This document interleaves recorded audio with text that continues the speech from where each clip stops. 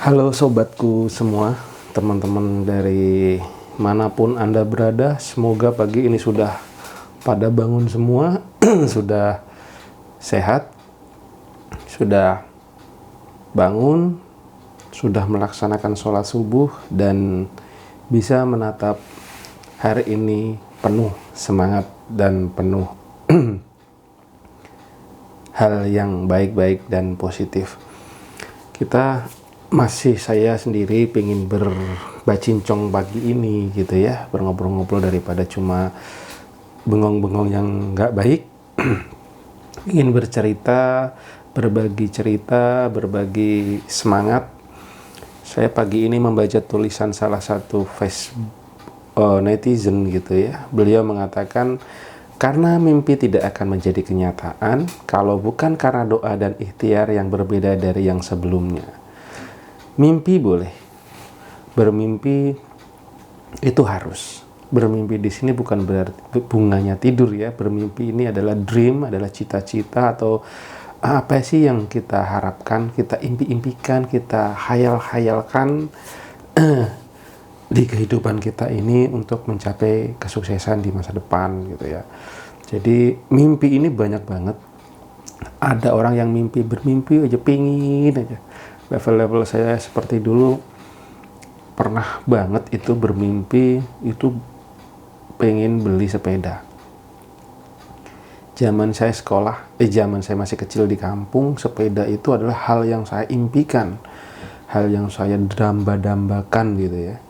Dan itu terus bergelayut sampai kalau begini, jadi ceritanya itu kalau kita sunat gitu kan bisa dapat hadiah. Nah, harapan saya, impian saya waktu itu pada saat sunat saya mendapatkan sepeda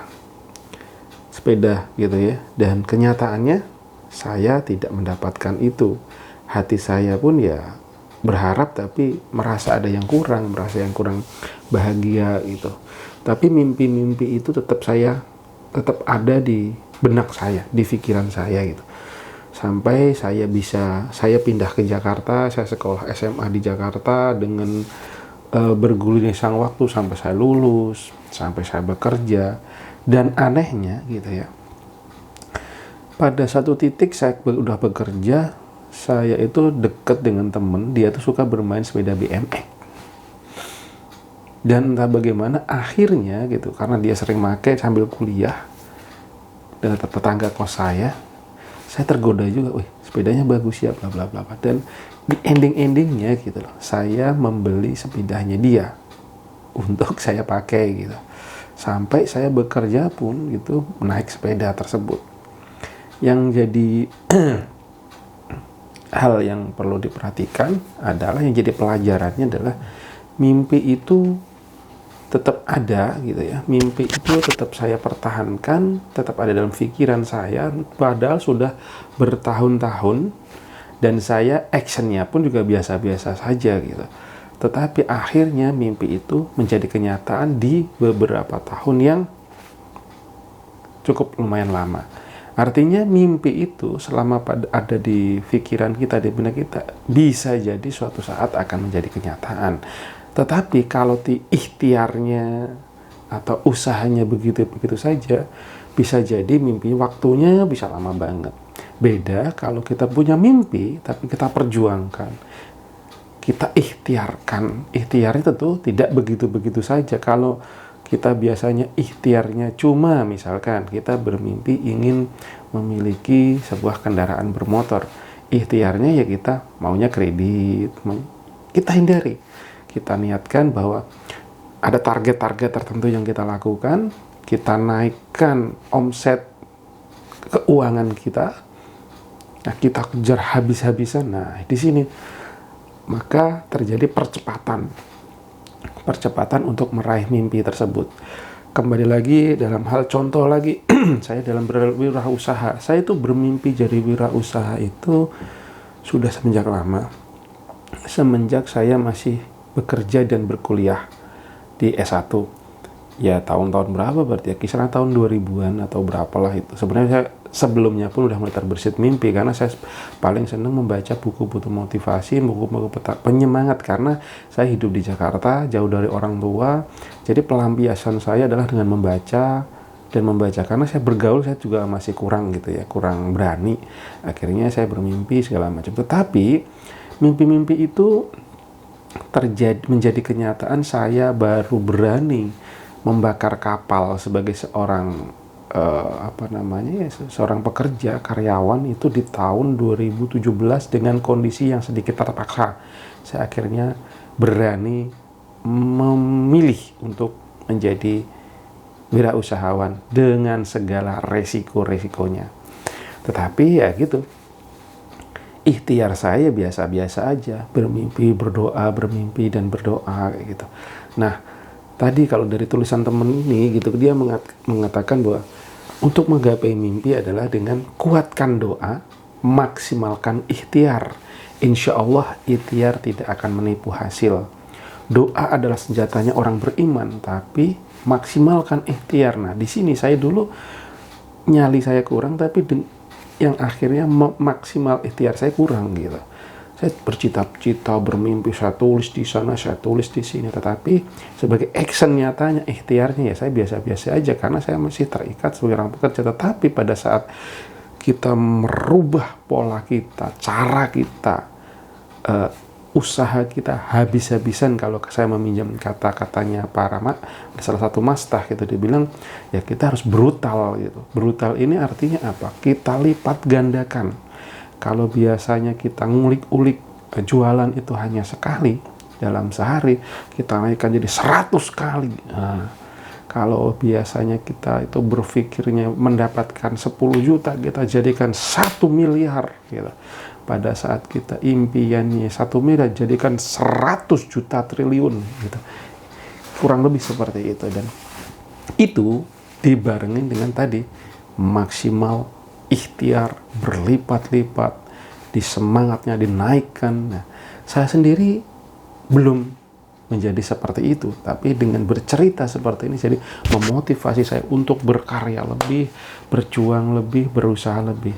Apalagi di tengah kondisi kita saat ini ya, di tengah pandemi corona yang ternyata pukulan ekonominya dahsyat. Nah, di balik pukulan ini, di balik keterpurukan ini, justru kita berkesempatan untuk berbagi kebermanfaatan saat kita berhasil meraih mimpi-mimpi kita, entah di bisnis kita,